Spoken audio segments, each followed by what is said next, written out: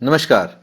निष्ठा प्रशिक्षण के मॉड्यूल विद्यालय में स्वास्थ्य एवं कल्याण में आज हम चर्चा करेंगे बच्चों के भावनात्मक कल्याण एवं मानसिक स्वास्थ्य की। आज के हमारे प्रशिक्षण के प्रतिफल हैं। शिक्षक भावनात्मक कल्याण की अवधारणा के बारे में जानते हैं। शिक्षक मानसिक स्वास्थ्य क्या है यह जानते हैं। शिक्षक मानसिक स्वास्थ्य हमारे व्यवहार को किस प्रकार प्रभावित करता है यह जानते हैं। बच्चे में मानसिक विकार के क्या कारण हो सकते हैं शिक्षक यह जानते हैं। शिक्षक बच्चे में मानसिक विकारों की पहचान कर लेते हैं। शिक्षक बच्चे के अच्छे मानसिक स्वास्थ्य के लिए क्या किया जा सकता है यह जानते हैं व इसके लिए कार्य योजना बना लेते हैं एवं कोविड-19 के दौरान कौन सी मानसिक परेशानियां हो सकती हैं व उनसे कैसे बचा सकता है शिक्षक यह जानते हैं। भावनात्मक कल्याण मस्तिष्क की वह अवस्था है जिसमें व्यक्ति अपनी क्षमताओं का एहसास करता है। उसे पता होता है कि उसके अंदर क्या कौशल हैं, क्या गुण हैं, क्या उसकी कमजोरियां हैं। वह जिंदगी के दबावों का सामना कर सकता है। न केवल दबावों का सामना कर सकता है बल्कि प्रसन्न चित्त हो उत्पादक एवं फलदायी कार्य कर सकता है एवं समाज के लिए योगदान करने में सक्षम है। भावनात्मक कल्याण कैसे हो, तो इसके लिए सबसे पहले जरूरी है कि हम अपनी भावनाओं को पहचानते हो। हमें पता है कि हम खुश हैं, दुखी हैं, उदास हैं, चिंता हो रही है या क्रोध कर रहे हैं। हम अपनी भावनाओं की पहचान कर पा रहे हैं। दूसरी जो जरूरी चीज है, हम अपने भावनाओं पर नियंत्रण कर पा रहे हैं। किसी भी भावना का अतिरेक अच्छा नहीं है। इन पर नियंत्रण बहुत ही आवश्यक है। कई बार क्या होता है, जैसे कि क्रोध क्रोध का अतिरेक हिंसा में बदल जाता है, तो ऐसे में उन पर नियंत्रण अत्यंत आवश्यक है। तो हम अपनी इन भावनाओं का सामना कर पा रहे हैं एवं उनमें सुधार कर पा रहे हैं। बहुत जरूरी है कि हम उन्हें परिष्कृत कर पाए, परिमार्जित कर पाए।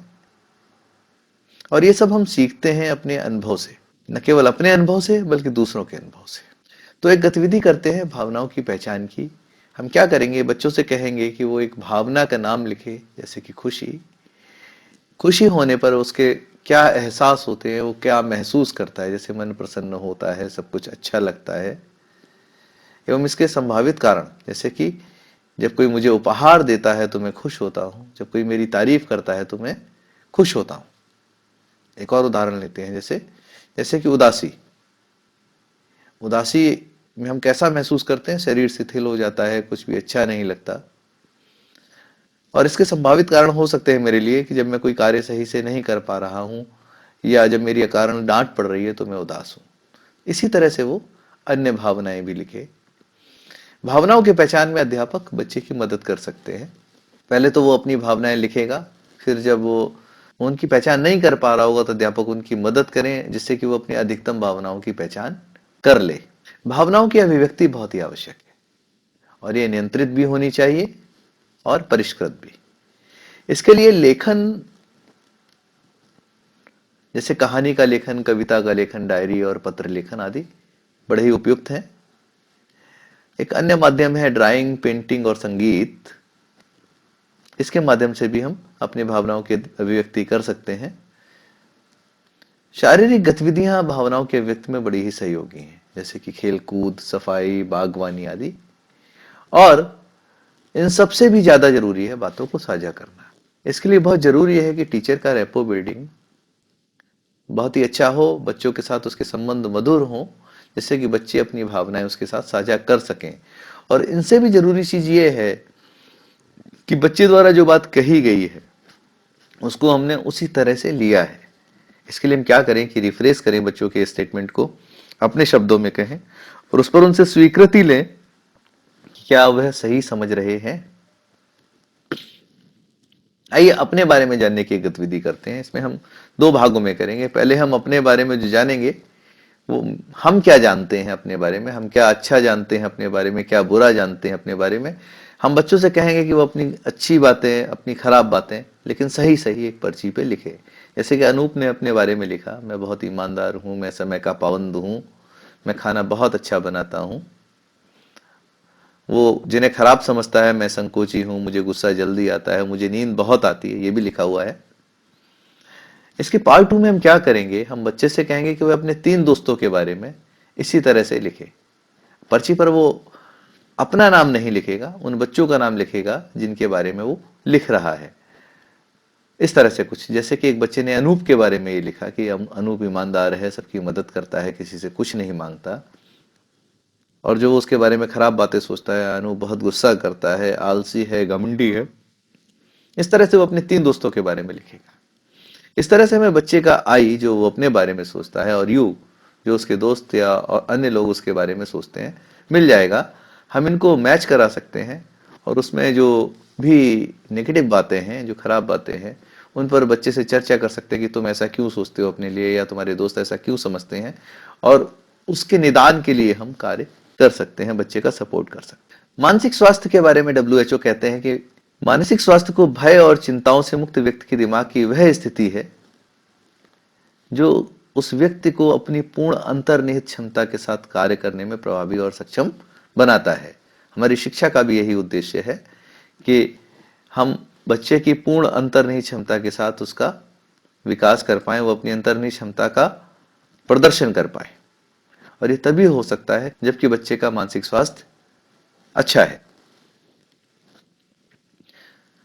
मानसिक स्वास्थ्य को केवल भावात्मक कल्याण के रूप में नहीं देखा जा सकता, बल्कि इसके साथ मनोवैज्ञानिक कल्याण और सामाजिक कल्याण भी अंतर्निहित हैं। और यह बच्चे के महसूस करने के रूप में, सोचने के रूप में, कार्य एवं व्यवहार के रूप में परिलक्षित होते हैं। तो इस प्रकार हम देखते हैं कि मानसिक स्वास्थ्य बच्चे का उसके व्यवहार को नियंत्रित करता है। बच्चे में जब कुछ मानसिक विकार आते हैं तो उसके कई सारे प्रारंभिक लक्षण मिलने शुरू हो जाते हैं। उन्हें ध्यान से देखने की जरूरत है। इनमें से कुछ हैं बहुत अधिक या कम खाना, अक्सर झगड़ा करना, बिल्कुल शांत रहना, महसूस न करना, बिना कारण दर्द होना, निराशा, उदासी, तनाव, अनिद्रा, विस्मरण, भ्रमित होना, चिंता, भय, क्रोध, स्वभाव में अक्सर उतार चढ़ाव। कई बार बच्चा बताता है तरह तरह की आवाजें या जो घटनाएं नहीं हुई है उनके बारे में भी। व्यवहार में अचानक परिवर्तन हो जाता है बिना किसी कारण के। और कई बार बच्चा खुद इतना हिंसक हो जाता है कि वो दूसरों को नुकसान पहुंचा सकता है या अपने आप को भी नुकसान पहुंचा सकता है। तो अगर इन लक्षणों को हम पहचान लें, इनकी पहचान कर लें, तो निदान संभव है बच्चे के मानसिक बीमारी का, और हम उसकी मदद कर सकते हैं। बच्चे के मानसिक विकार के 2 कारण हम मान सकते हैं। एक है जैविक कारण या मानसिक बीमारी, जिसमें कि जेनेटिक रोग, हार्मोन की गड़बड़ी, ब्रेन केमिस्ट्री, पारिवारिक इतिहास, अथवा मानसिक बीमारी जैसे एडीएचडी, डिसलेक्सिया या सिजोफ्रेनिया आदि। और दूसरा है जीवन के कटु अनुभव या नशे का सेवन। बच्चे के साथ हुई हिंसा, कोई दुर्घटना या अन्य विषादपूर्ण अनुभव, अथवा वो नशे का सेवन करता हो, तो वो डिप्रेशन में जा सकता है या विभिन्न प्रकार के मैनिया एवं फोबिया उसे हो सकते हैं। मानसिक स्वास्थ्य को कुछ ऐसे नहीं मान सकते कि बच्चा मानसिक रूप से स्वस्थ है अथवा नहीं है। एक सातत्य है, एक कंटिन्यूम है, जिसमें स्थिति कुछ ऐसी है कि वो पूर्ण स्वस्थ से लेके आगे धीमे धीमे स्टेप वाइज ही आगे बढ़ता है। जैसे कि बच्चा पूर्ण स्वस्थ है, फिर उसमें कुछ सिम्टम दिखाई देते हैं, जैसे कि वो क्रोध करने लगा, उसे चिंता होती है या दुखी रहता है, उदास रहता है, वो सरवाइव कर रहा है। अब वो अपने जीवन से असंतुष्ट है, वो अवसाद में आ गया है, वो एकदम से चुप से रहने लगा है, उसे कुछ महसूस नहीं होता, या वो संघर्ष कर रहा है, जीवन उसके लिए बड़ा ही कष्टकारी हो गया है, वो डिप्रेशन का शिकार हो गया है, वो बात बात पे झगड़ा करता है, क्रोध करता है, नशे का सेवन करने लगा है, या स्थिति यहां तक बिगड़ सकती है कि वो हिंसा करने लगा है, दूसरों के साथ मारपीट करने लगा है, या स्वयं को भी समाप्त कर डालना चाहता है, सुसाइड करना चाहता है। तो ये एक कॉन्टिनम है, सातत्य है, जिसमें छोटे छोटे लक्षण से बढ़ते हुए हम अंत में इस परिणति पर पहुंचे हैं। तो अगर इसका हम शुरू में पहचान कर लें, निदान, तो संभव है आसानी से। फिर डब्ल्यूएचओ की एक रिपोर्ट कहती है कि हिंदुस्तान में 14% बच्चे मानसिक बीमारियों से ग्रसित हैं और हर घंटे एक बच्चा सुसाइड कर रहा है। आइए इस संबंध में एक वीडियो देखते हैं।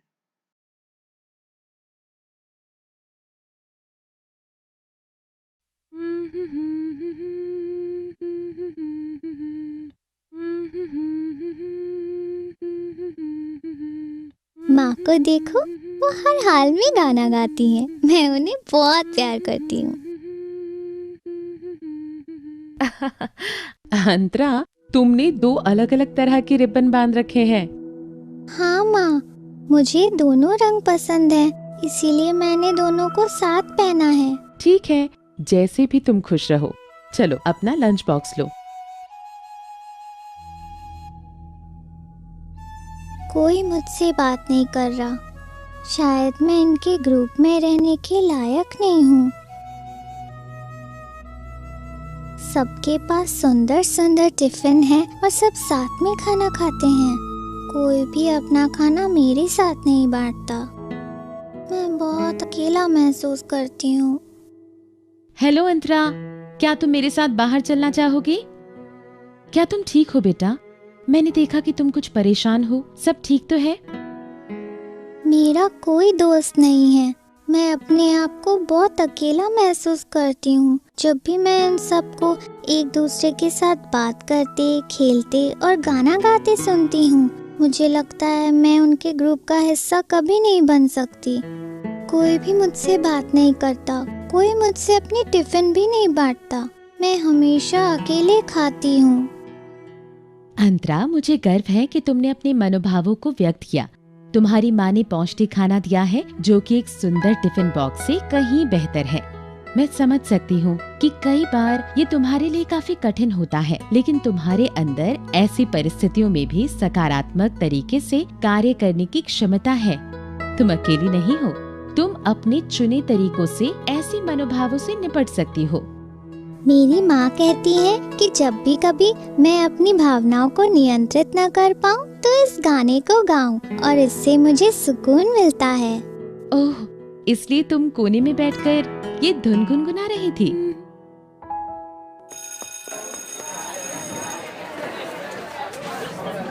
गुड मॉर्निंग स्टूडेंट्स, कृपया ध्यान दीजिए। गुड मॉर्निंग स्टूडेंट्स, कृपया ध्यान दीजिए। हमारा विद्यालय एक अंतर विद्यालय गायन प्रतियोगिता आयोजित करवा रहा है। अगर आप इसमें भाग लेना चाहते हैं तो यहाँ आए और कक्षा के लिए कुछ पंक्तियाँ गाएं। ठीक है, शुरू करते हैं।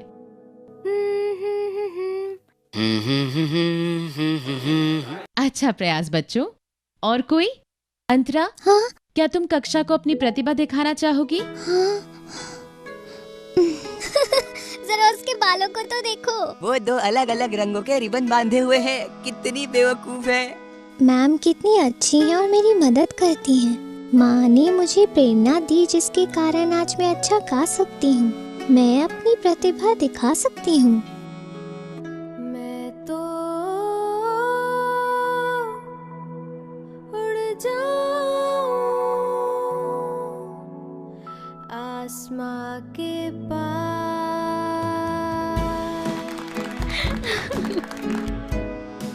अंतरा ने अपने चुनौतीपूर्ण मनोभावों को नियंत्रित किया। जैसे वो अपनी कक्षा के सम्मुख खड़ी हुई थी, उसी ऊर्जा के साथ फिर से वो अंतर विद्यालय गायन प्रतियोगिता में अपनी चमक बिखेरने को तैयार है। वाह, इस लड़की की कितनी बेहतरीन आवाज है। मुझे बहुत पसंद आया इसका गाना। ये हमारी बेटी है।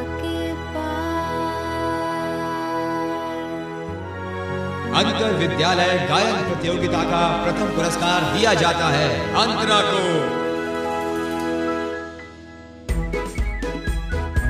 मनोभावों को समझना और नियंत्रित करना बहुत जरूरी है। हमारी देखने, सुनने, सूंघने, छूने और सोचने की क्षमताओं की ही तरह महसूस करने की क्षमता भी आत्म जागरूकता के लिए उतनी ही महत्वपूर्ण है। मनोभावों को व्यक्त करने की क्षमता किशोरावस्था में बहुत मायने रखती है। जिस उम्र में किशोर भावनात्मक दबाव का सामना करते हैं, हमेशा याद रखें, आप अकेले नहीं हैं और आपको अपनी भावनाएं दूसरों से साझा करनी चाहिए। आपके भीतर प्रेम और सहयोग की भावना है और आपका मानसिक स्वास्थ्य व भावनात्मक भलाई बहुत मायने रखती है।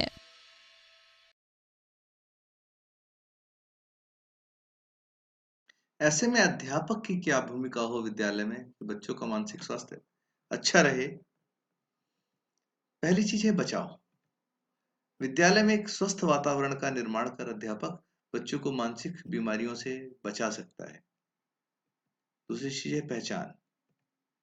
मानसिक विकारों की और उनके कारणों की प्रारंभिक में ही पहचान अगर कर ली जाए तो हम उनका निदान आसानी से कर पाएंगे और बच्चों को आसानी से सपोर्ट कर पाएंगे। और इसके लिए हमें बच्चे के अध्ययन में मदद कर सकते हैं, उन्हें जीवन कौशल का प्रशिक्षण दे सकते हैं, उनकी समस्या को समझना, मौके देना, प्रेरित करना और संभावित समाधान के लिए बच्चे की और उनके परिवार की काउंसलिंग बच्चे के मानसिक स्वास्थ्य में बेहद मददगार साबित होगी। यदि स्थिति अधिक कठिन होती है, ऐसे में हम जैसे कि जब व्यक्ति बीमार होता है तो उसे डॉक्टर के पास ले जाते हैं, रिफर करते हैं।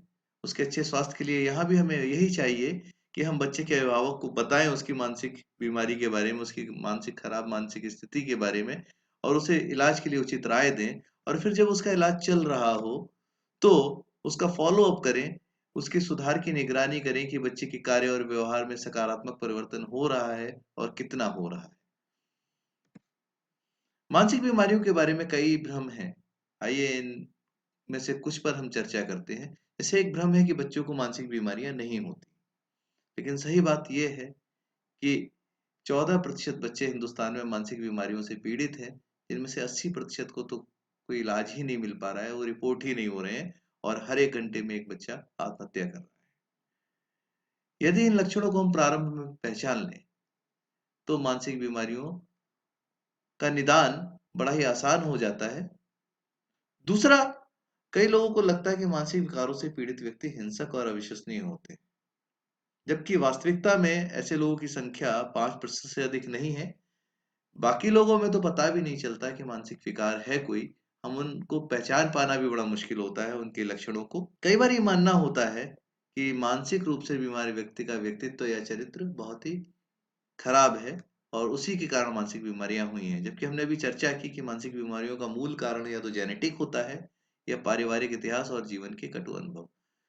कुछ एक मामलों में नशे के कारण मानसिक बीमारियां हो सकती हैं। कुछ लोग ये मानते हैं कि मानसिक बीमार व्यक्ति कभी ठीक नहीं होता, जबकि सही समय पर सही इलाज, काउंसलिंग और उचित व्यवहार व पारिवारिक सपोर्ट से व्यक्ति ठीक हो जाता है। गांव में अक्सर ये मानना होता है कि ये मानसिक बीमारियां ना हो के जादू टोना टोटके आदि हैं और उसके लिए लोग झाड़ फूक मंत्र भक्ति वगैरह कराते हैं, जो कि बिल्कुल गलत है। ऐसे में वो अपना समय, पैसा और स्वास्थ्य तीनों बर्बाद कर रहे होते हैं।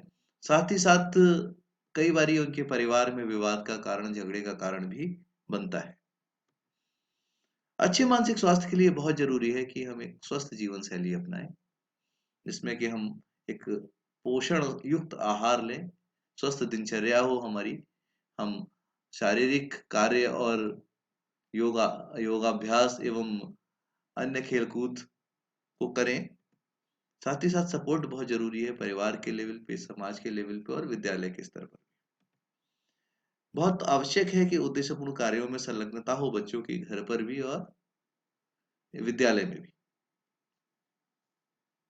और यदि कोई मानसिक बीमारी होती है, किसी को इस प्रकार के लक्षण नजर आते हैं, तो काउंसलिंग की जाए, छात्र के लेवल पर भी और परिवार के लेवल पर भी।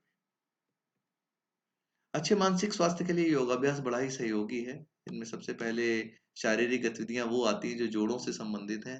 हम माइक्रो एक्सरसाइजेस करें जिसमें जोड़ों के मूवमेंट होते हैं। सूर्य नमस्कार भी इसमें बड़ा ही उपयोगी है। दूसरा, गहरी श्वास का अभ्यास मानसिक स्वास्थ्य के लिए अति उत्तम है। इसमें हम प्राणायाम भी कर सकते हैं, अनुलोम विलोम, गहरी श्वास का अभ्यास आदि भी कर सकते हैं। और विश्राम विश्राम के लिए शवासन या योग निद्रा का प्रयोग किया जा सकता है। ये सभी अभ्यास एक निश्चित प्रक्रिया के तहत होते हैं, अतः हमें ये चाहिए कि हम एक उचित निर्देशन में इनका प्रयोग करें, अन्यथा इसका उपयुक्त लाभ नहीं मिलेगा अथवा नुकसान होने की भी गुंजाइश है। तो ऐसे में हमें इनका अभ्यास जो है उपयुक्त निर्देशन में करना चाहिए।